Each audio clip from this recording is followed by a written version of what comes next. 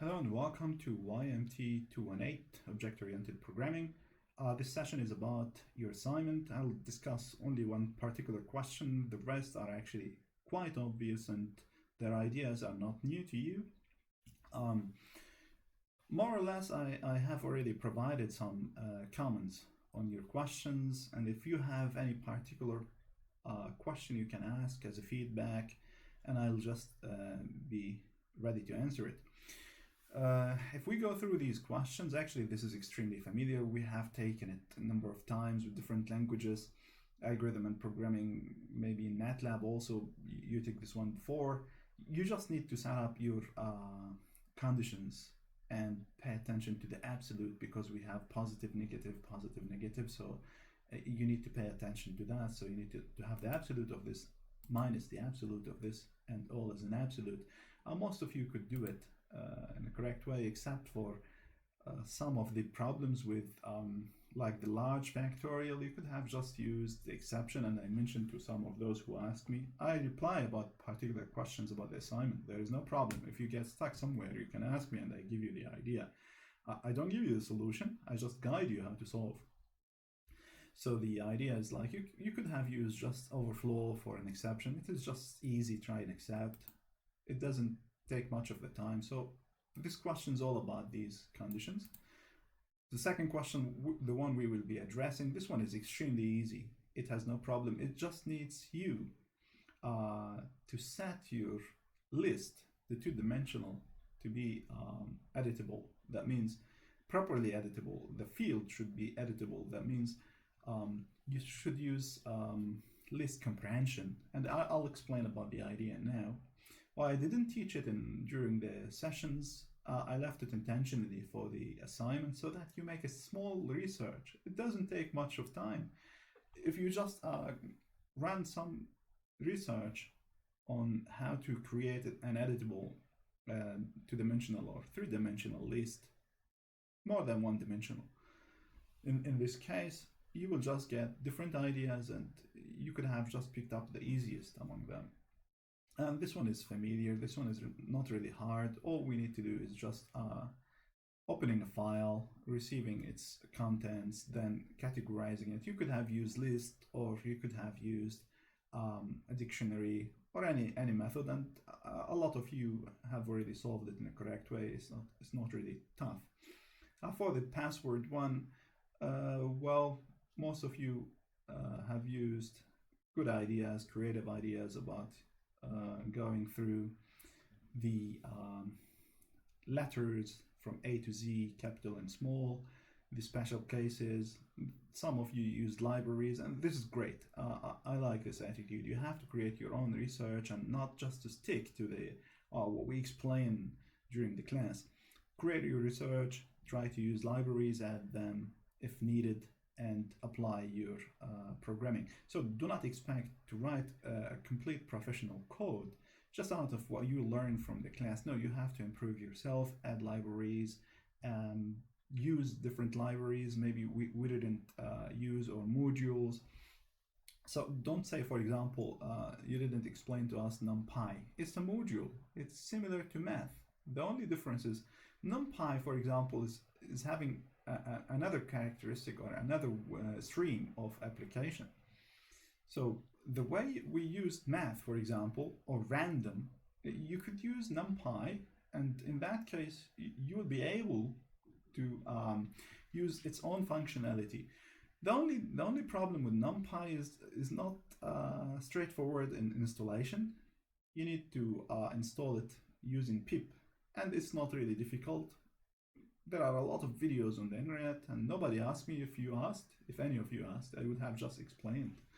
So no problem. Now let's just go ahead and create a program for this. Before we start writing the codes, let me just explain about it. Now look, some of you used a naive way to solve it. That means just displaying this pattern. Well, I didn't say it's wrong. However, this is not exactly convenient. So you display this one as one line, then this one another line, then this one another line, this one another line. You could manage to get the pattern, yes, but well, this method is not general. So if we go larger than this, how far will you go in your printing? That's not practical, okay? But still, I accept the idea that at least you try to print the pattern based on some, you can say, scenario. I cannot say it's totally wrong, but this is not the way you are supposed to answer, okay? Now, there are different ways for solving this question. Plus, even if you search over the internet, so if you make your research on the internet about this question, whether you can get its answer or not, most likely not. I created this question myself. I don't know if anyone else created this question or if it is available, but I just used my basic knowledge in math and lists to create this question. It's not too tough, but it has an idea and it needs concentration. Now let me just create the border to explain to you how you can imagine and solve this question.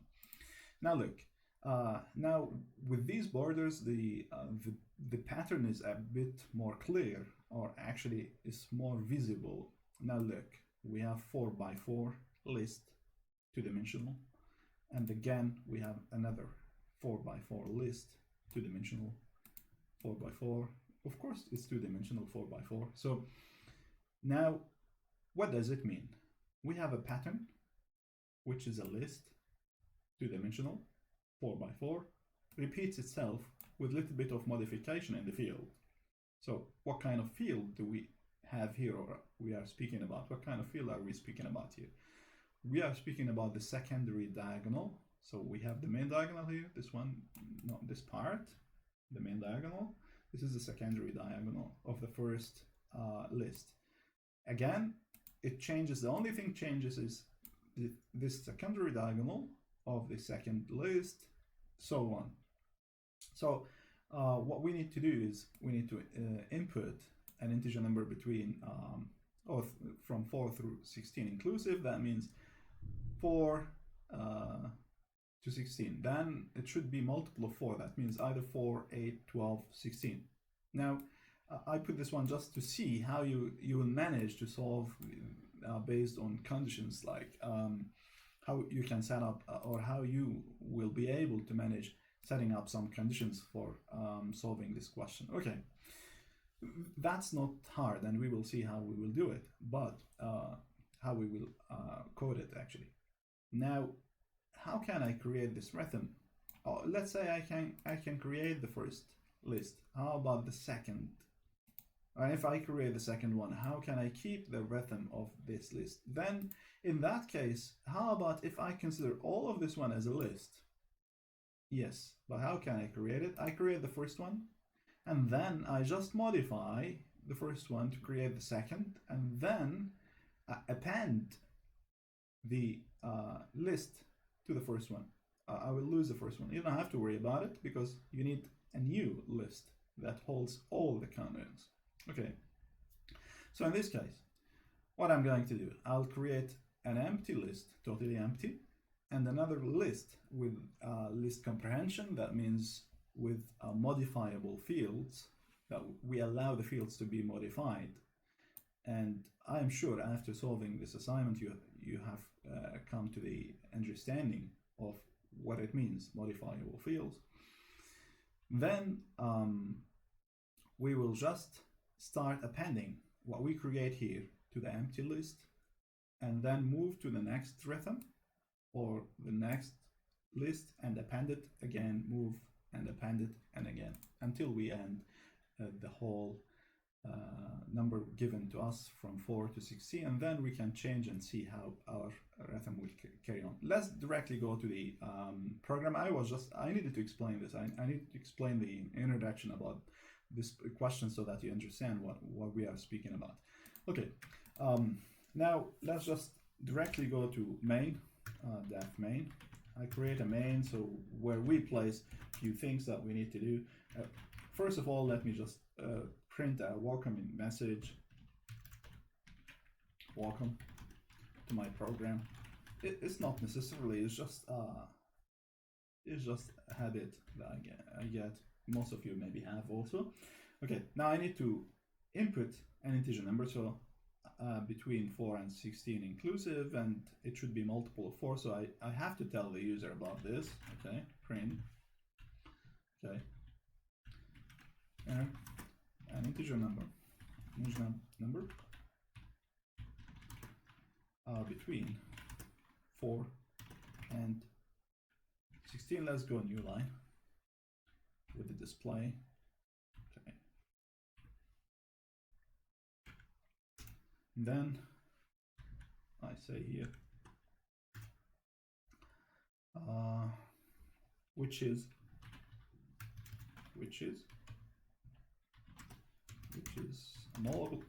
a multiple of 4.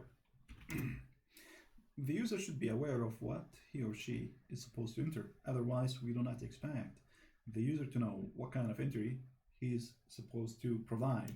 Now we prompt the user, so let's enter this number. I can call it integer. I can call it n. Now it is an integer, so I have to cast the input statement because input by default brings you string. So that's it. I will not tell anything to the user here because we have already provided some condition. I can put the end here to null so that it comes together directly, not a new line. Okay. So now we got n. How do we know that it is valid? It's within the requirements set by the question, so we have to validate it. N equals to, I create a method, I call it validate, and what I need to do, I provide n. So I have to return n, which is already valid from validate function. So now this is exactly what we are doing. Now next to this, I'll just create a display for the output.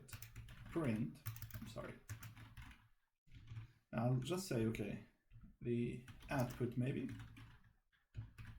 and I will call another function, display, I call it, for example, n. I provide n here for the display. Okay, I'm done with the main. Let's start writing these functions that we just created, validate and display. So validate, I have to create a function, validate, okay? And I receive n, and in this case, I need to process n. So what kind of conditions do we have? It shouldn't be less than 4, it shouldn't be greater than 16, it should be a multiple of 4. So in that case, we need to combine all these things together. So let's just try to do that. Initially, we need to think about n as an integer, so we need to set up these conditions. In order for us to do that, we have to put it in an infinite loop so that it keeps repeating or iterating until the user provides the correct input or the valid input. So let me create a flag, and most of you use this one, or a lot of you actually use this one, not most. And it's actually a common method that we usually use. We create a flag, and based on this flag, we keep on iterating, okay? And then we change the flag if our conditions are met, okay? So what are these conditions that we need to address? If n is less than 4, or n greater than 16, or n the modulo of n, or n modulus 4 is not equal to, is not equal to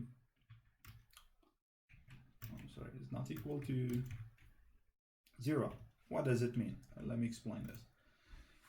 Now, when we said multiple of 4, that means it should be 4, 8, 12, and so on. That means if we take the modulus of 4, or the module here, we will get no remainder as an integer division, and this should be the satisfying condition. So if any of these conditions are not met, if any of them, is not met, then, or all of them are not met, in that case, what we need to do, we need to keep repeating. So in that case, we need to tell the user what's going on. Print, okay, we can say invalid entry, and then we can say re-enter again, or enter again. No need to re-enter again, enter again, or try again, maybe better, try again, okay? And then I receive again the input another time. So let me just provide this termination or delimiter, okay? And then we go to the input, so n equals, again, what we did earlier, integer, input, because we have to receive it again in this case. Now, if not, if these conditions are all met and we have no problem with n, then else, so we need to change the status of the flag equals to false, and that will guarantee we terminate our loop, okay? And then once we are done, get out of while loop, and then all you need to do is you need to return n. So initially it could be valid. It will just, it will not iterate. It will pass all these conditions and it will return n the way it is. We will not receive any new n, and that will be a satisfying condition. That's done. This function is okay. It doesn't need any modification. Def, we need to create now display. So for the display, I will receive n as well. And now the tricky part is here. So what we need to do, we need to create two-dimensional list 4x4, and we should make it editable. We can use the list comprehension. Some of you used it, okay? None of you asked me how to do it. Even I received no feedback about, okay, I have a problem modifying the fields of the two-dimensional list.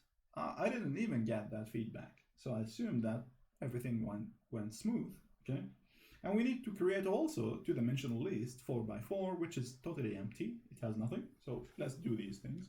I can call it list1 for my list that I will create the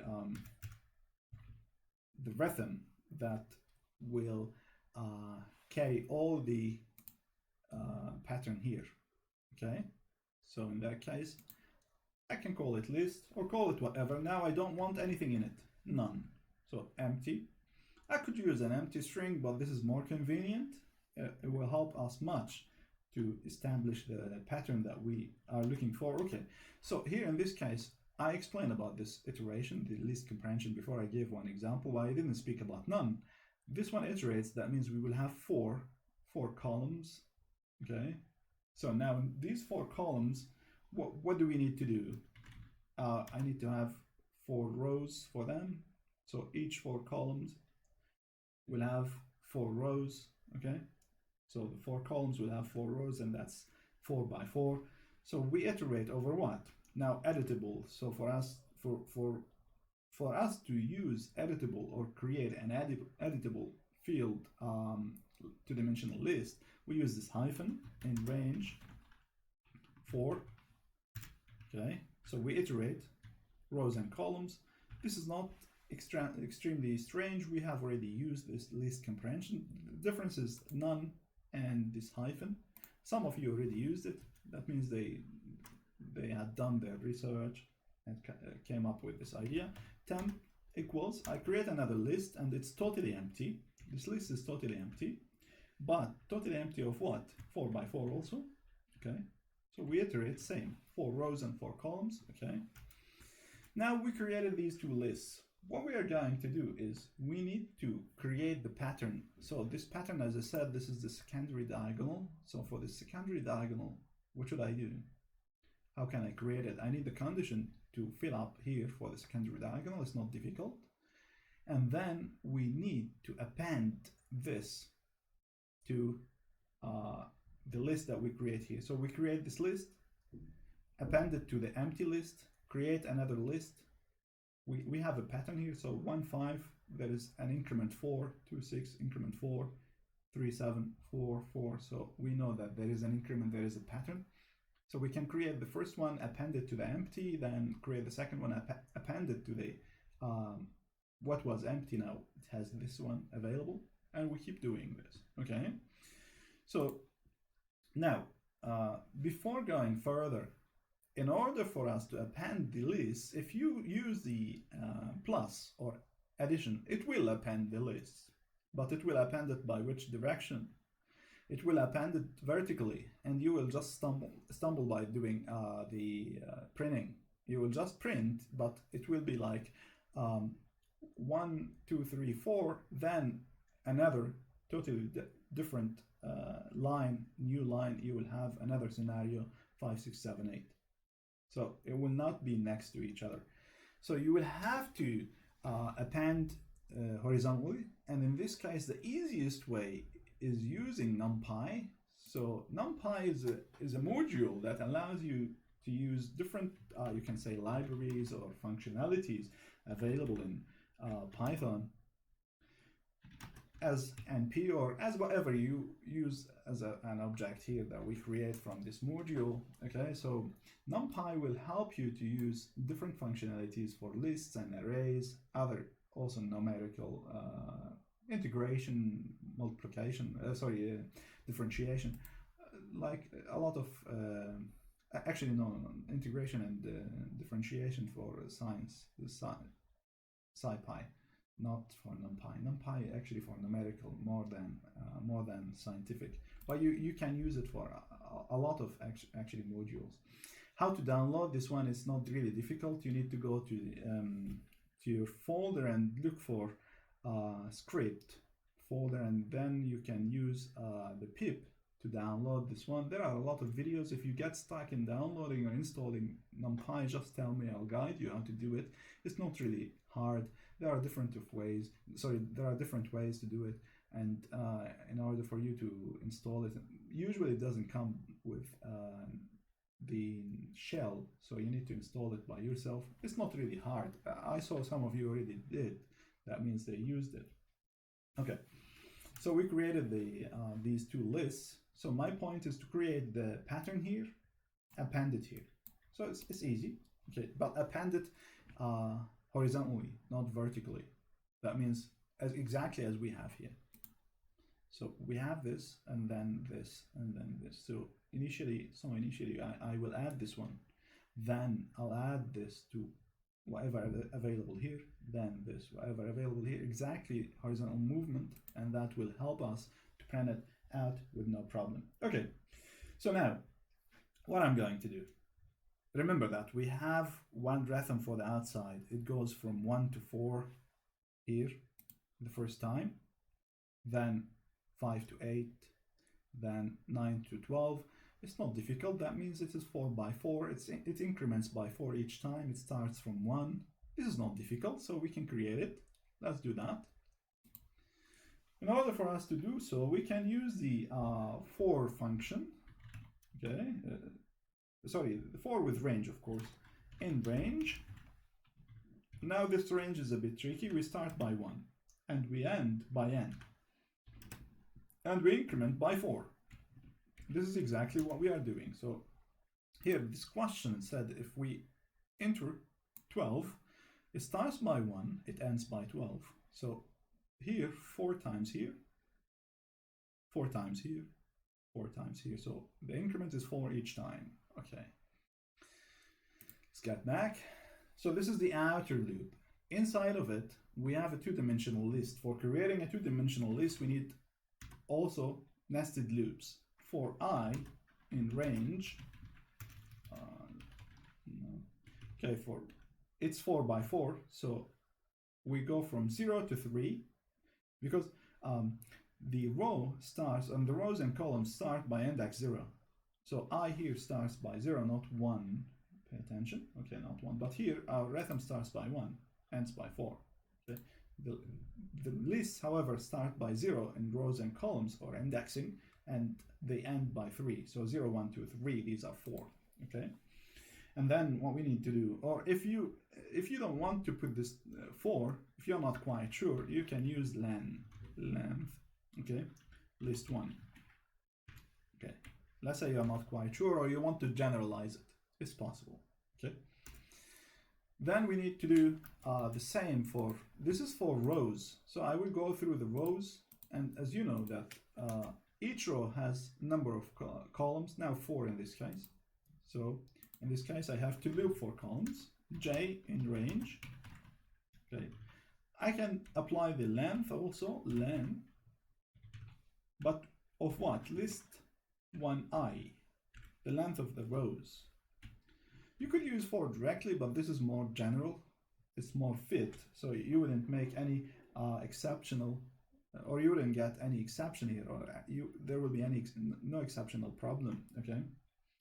So in that case, now we have already created these loops. The outer one for the whole pattern, the inner two, the nested ones, j and I, for the list themselves. Why? Because we have two-dimensional list. And then inside we need to have a condition for checking whether we are addressing the secondary diagonal or not. So in that case, for the secondary diagonal, let me explain here.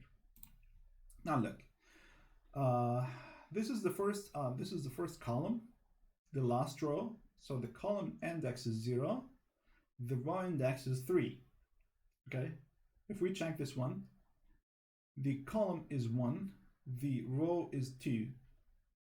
Okay, if we check this one, the column index is 3, the row index is 2, sorry, the column index is 0, the row the row index is 0, the column index is 3. Okay, so we start by the smallest as row, and then we go incremental. So that means we follow I for the row, 0, 1, 2, 3. But for the column, sorry, I made a mistake. For the column, we start from 0, 1, 2, 3. Sorry, I got confused. We are speaking about columns. So column is 0. We start by column 0, row 3. Then we grow the columns. It will be 0, 1, 2, 3. These are the indices. But the row starts big, the maximum length minus 1, and it ends by 0. So this is exactly what we need to do. Okay, let me just get back to the question. Okay, now how do I know whether I have received the index or whether I am already at the index of the secondary diagonal? It's easy.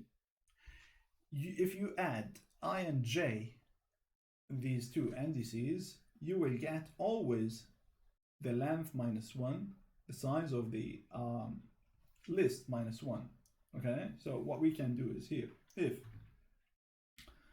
I plus j, I explained about this before, maybe in algorithm and programming, not this course, what I did. Length, now our list is list 1, you can use the list itself, or you can use the row, it doesn't matter, minus 1. Okay, minus 1. So in that case, it is the secondary diagonal. For the main diagonal, I equals j. That's the satisfactory condition. If I is equal to j, in that case, you are in the main diagonal. For the secondary diagonal, I plus j equals to length of the list, or a row from the list minus 1. Okay, it's the same. If you use list or list I, this is for the row, the length of the row. Okay, this is for the length, this is for the length of the row, this is the length of the column. It doesn't matter because it's row by row, it's 4 by 4. So if you use also this way, it will be fine. If you use this way, it will be fine. It's up to you. Keep it this way. It doesn't matter. Okay. So now, if we are exactly at these indices, the main secondary diagonal in this indices, what should we do? List 1. We need to fill up what? Okay. Now, pay attention. J, I, and I'll tell you why. Now look. Here, j is 0. So I need to fill up this one first. And I is 3. Okay. That's why I said ji. Ji. So it will help me to fill up the these numbers. Now, for the first time when x is equal to 1, okay, for the first iteration from the outer loop, when x is equal to 1, we start by 1, then we increment 1, so 2, 3, 4. Then the second iteration, we need to increment x by 4. Okay. So initially x is 1, that's fine. Now what we need to do, we will say it's equal to what? To I plus x. Okay. I plus x will get us 1, 2, 3, 4. Because I increments by 1 each time. for 4 times in this case. Okay, now look, if not, well, if this condition is not met, if we are not speaking about the indices of the secondary diagonal, then we speak about the other indices, these here, for example, those above and below the secondary diagonal. Keep them empty, keep them nulls. So else, what we need to do is just providing list J and I again. I don't want to spoil this pattern because I used it there. So I'll just put null. In that case, it will help me just to maintain no element at all. So in the display, it will not bother me with its own content. Okay, I'm almost there. Just one step. Now, what I need to do, get out of all these loops. Just keep the last one, the one that we are looking for here to append elements. So what we will do here, out of this one, so keep yourself inside the outer one. Why? Because we need to append. I created only one list, so it will change each time x changes, and based on that I need to append. Append what? Temp equals np dot append. I'm going to append what we want. Now append temp, initially temp is empty, I need to modify it, and I will append to it list one, and I will make sure that it is appended in the, x is in the vertical, in the horizontal direction. That means exactly the way we are seeing it here. So this one appended, so appended first to an empty list, so we have this now, then we append this, exactly the same movement, horizontal movement. So this is what we are looking for. If you put axis 0, it will go vertical, and vertical you already have it, you don't even need to use numpy. So numpy will not be useful for this case, you can just add. So temp plus list 1, that's enough, okay? In that case, that will not help us in here. That's enough, that's adequate, it will help us to do the needed step, but how about the display? So I need to exit all these loops and remain inside, okay, inside the method. I need to display the elements of temp. Okay, so I create 2 loops, nested loops for I in range,